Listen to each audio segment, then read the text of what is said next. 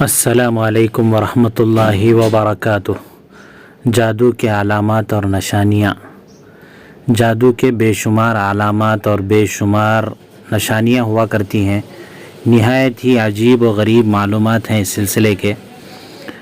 جادو اگر کسی پر ہو جاتا ہے تو جو اس پر نشانات نظر آتے ہیں، اس پر جو علامتیں نظر آتی ہیں وہ اس قسم کی ہیں۔ جادو کے کارگر ہونے کی علامات: مرد و عورت میں نفاق، میاں بیوی کے اندر پھوٹ پیدا ہو جاتی ہے۔ سحر کی جادو کی پہلی نشانی یہ ہوتی ہے کہ میاں بیوی آپس میں محبت و الفت کی زندگی گزار رہے ہیں، ایک مرد و عورت میں تنازعات، جھگڑے کی شکل کھڑی ہو جائے اور ایک دوسرے کی شکل سے بھی بیزار ہو جائیں۔ دوسری علامت یہ ہے کہ عورت اپنے شوہر کی محبت میں فریفتہ ہو،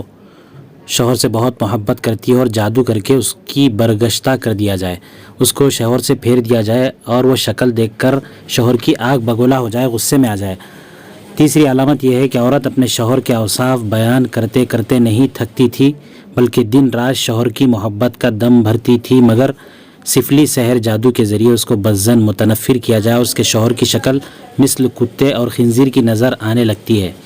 چوتھی علامت جادو کی یہ ہوتی ہے کہ نوجوان حسین و خوبصورت لڑکی ہونے کے باوجود لڑکے والے لڑکی کو دیکھ کر اچاٹ ہو جاتے ہیں اور رشتے سے انکار کرتے ہیں۔ اس طرح عرصہ دراز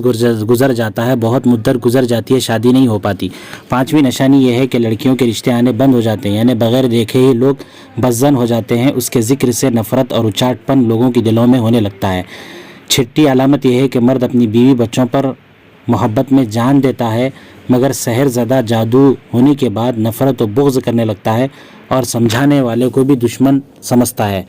ساتویں علامت یہ ہوتی ہے کہ یہ بھیڑ، بکریاں، گائے، بھینسوں پر یعنی دودھ دینے والے جانوروں پر کیا جاتا ہے، جو ان کے راستے میں ڈال دیتے ہیں۔ ان جانوروں کا دودھ سوکھ جاتا ہے،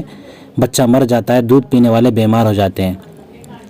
چوپایوں پر سحر کرنا۔ آٹھویں قسم سحر کی یہ ہوتی ہے کہ جو چوپایوں جانوروں کے لیے خاص ہے، اس جادو اور سحر کرنے سے چوپایوں کے جوڑوں میں درد ہوتا ہے اور وہ جانور گھاس کھانا چھوڑ دیتے ہیں، اگر وقت پر علاج نہ ہو تو مر بھی جاتے ہیں۔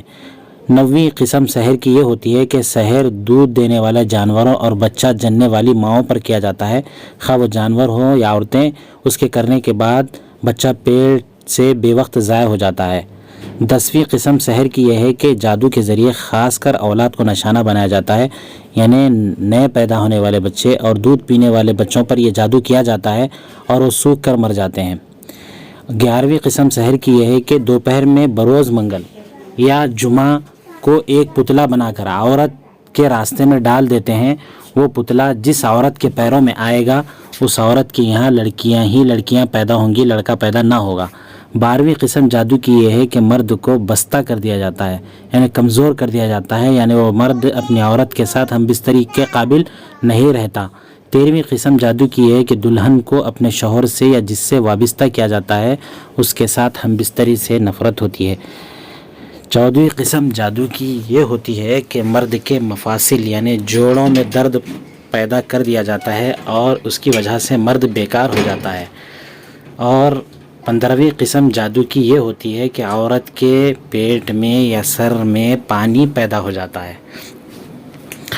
15ویں قسم جادو کی یہ ہوتی ہے کہ جس کو جادو ہوتا ہے، سحر زدہ ہونے کے بعد عورت رنگ بدلنے لگتی ہے اور تھوڑی دیر بعد اس کے اندر تبدیلی رونما ہوتی ہے اور شکل و صورت اس کی بھیانک ہو جاتی ہے، یہ بھی قسم کا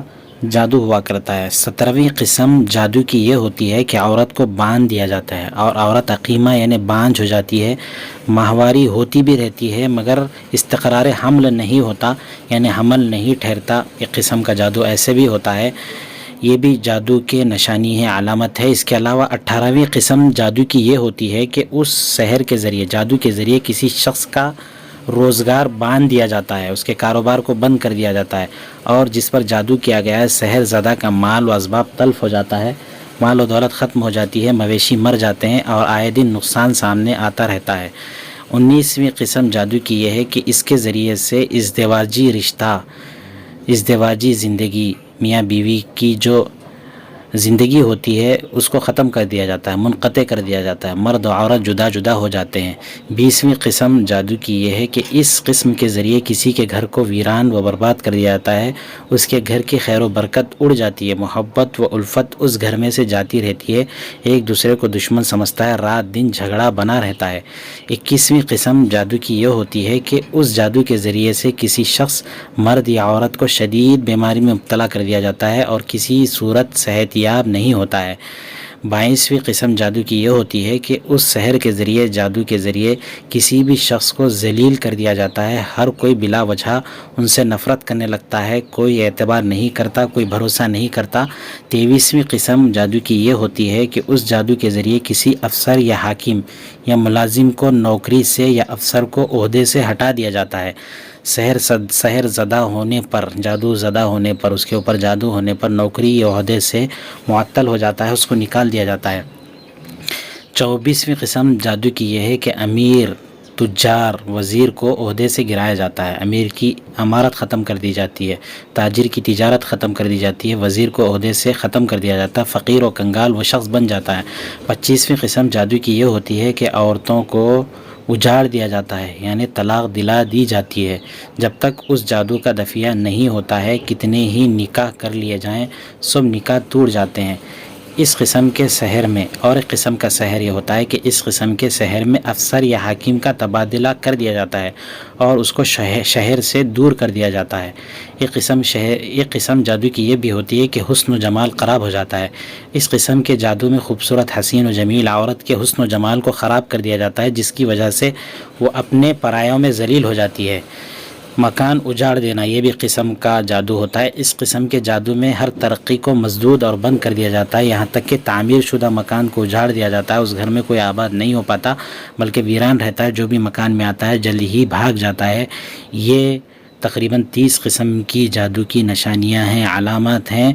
یہ اس قسم کے علامات اور نشانیاں جس پر ظاہر ہوں اور مسلسل ظاہر ہوتے رہتے ہوں تو یہ سمجھ لینا چاہیے کہ ان لوگوں پر جادو ہو گیا ہے، یہ جادو کی علامت اور نشانیاں ہیں جس کا علاج قرآنی آیات کے ذریعے سے